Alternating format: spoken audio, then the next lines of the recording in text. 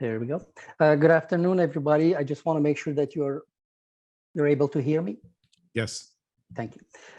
So welcome to this session. I should mention that I'm coming to you from a remote part of the world. Hopefully the internet gods will be kind to us. If for whatever reason I go dark, please accept my apology in advance.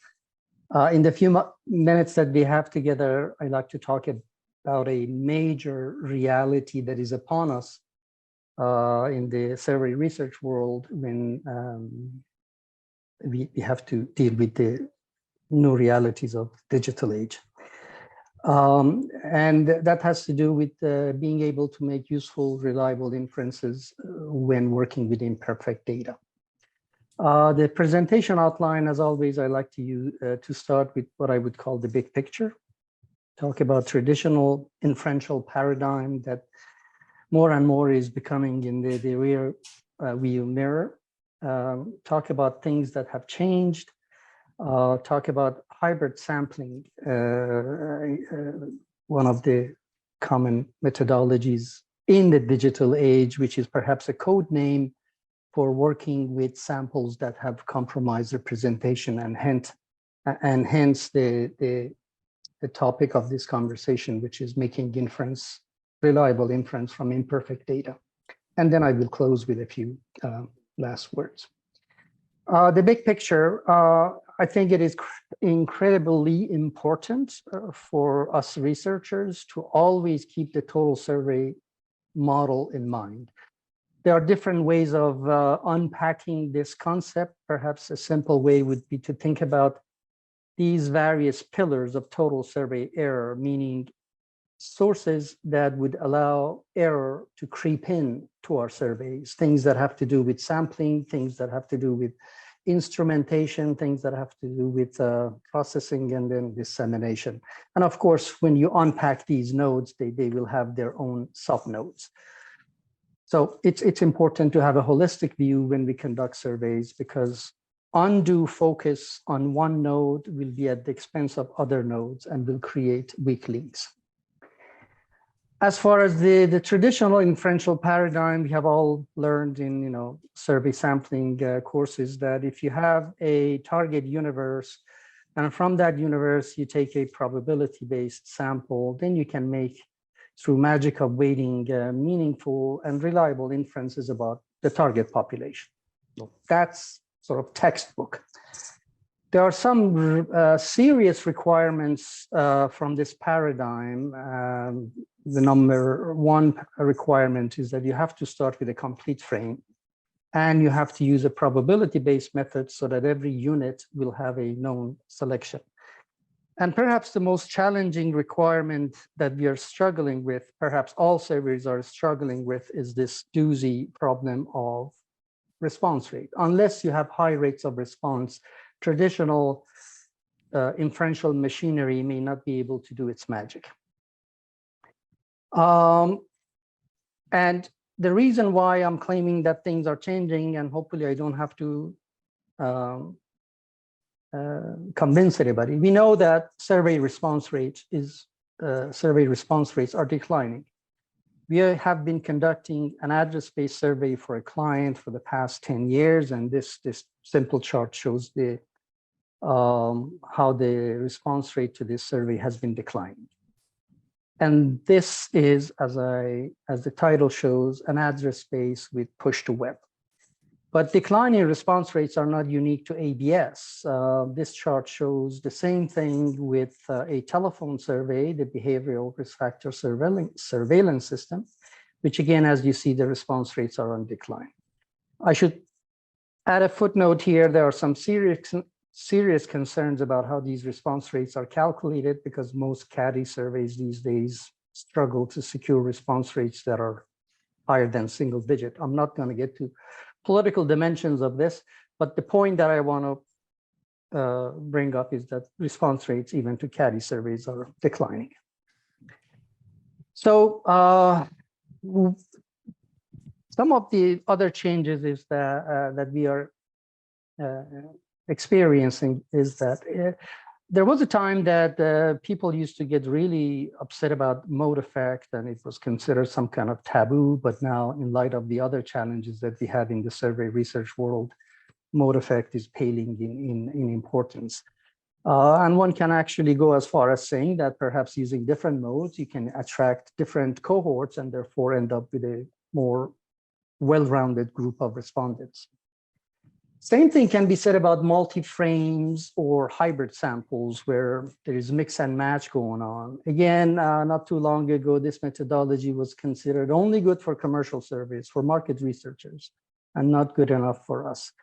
But this methodology is growing in popularity, and if it's done right, you can improve both coverage and reduce cost. And if you can humor me and allow me to get a little bit philosophical, I think it's generally safe to say that heurism is on its way out. In social domains, societies are becoming less and less worried and concerned about diversity. In science, all sorts of alternative methods are coming about. And in our world, in survey research, I think we've gotten to a point where we need to recognize that strict adherence to traditional methods is not a very pragmatic and effective orientation. So survey sampling in digital age, again, there are growing interest in alternative methods for obvious reasons to reduce costs, to speed data collection, enhance the survey experience, improve coverage, and address the eroding rates of response. So what is becoming fairly common these days is to use some form of online panel as a frame for sample selection. There are a handful of panels out there which have what I would call organic representation. They use probability-based methods for recruitment and replenishment.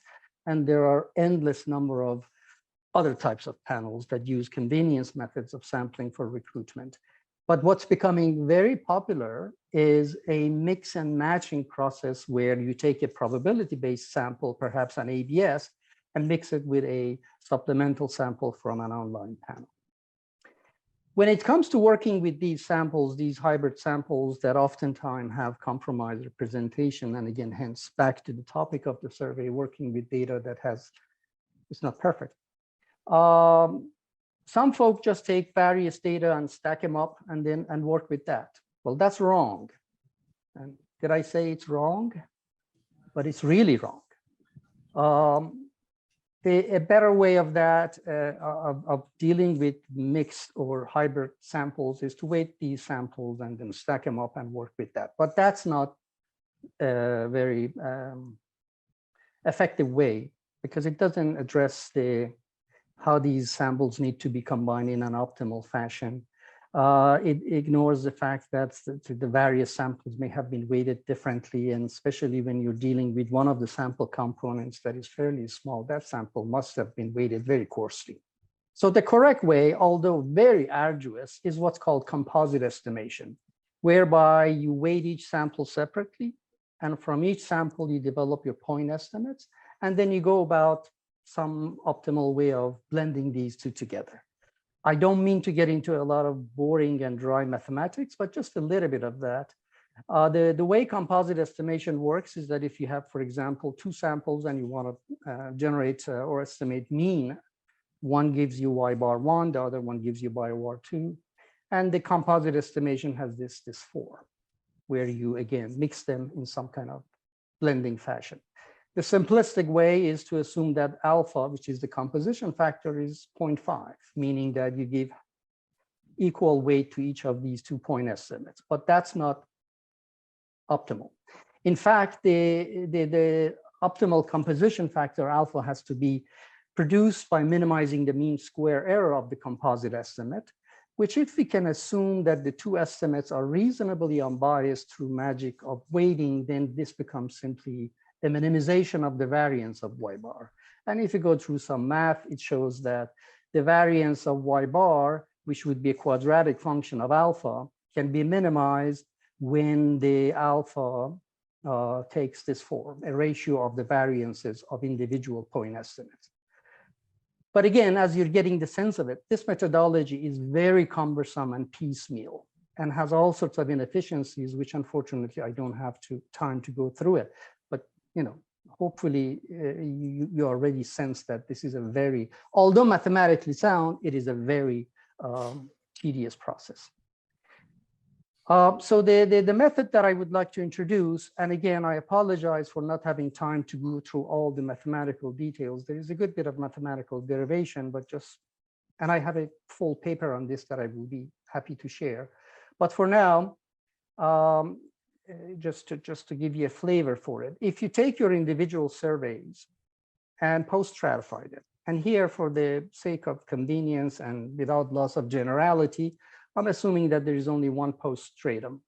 So the first set of respondents post-stratified to the population total, you end up with the weights that you see in the first row, and the second will be post-stratified, and then you will have analysis weights that are displayed in the second row.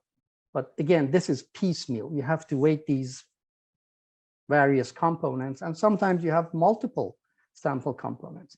So the mathematics that I am not going to have time to show you shows that if you take these individual surveys, take the base weights that are associated with each set of respondents or their post-stratified weights, and calibrate them, adjust them so that they add up to the effective sample size for each survey, then you can smush them together and then weight the combined sample and reap the benefits, all sorts of dividends that working with a combined sample will produce. It allows you to be much more granular in your weighting process. It allows you to apply a consistent way of weighting the total sample. It allows you to do deep dive and get into multivariate analyses and all sorts of good stuff that composite estimation would not allow you to do so.